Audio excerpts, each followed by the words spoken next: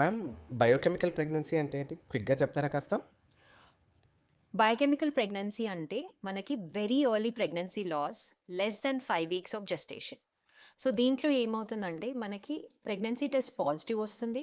But within some time అది values పడిపోతాయి and patient starts bleeding. ఇది ఒక్కొక్కసారి అన్నోటిస్డ్‌గా కూడా వెళ్ళిపోతుంది. They feel it's the normal bleeding.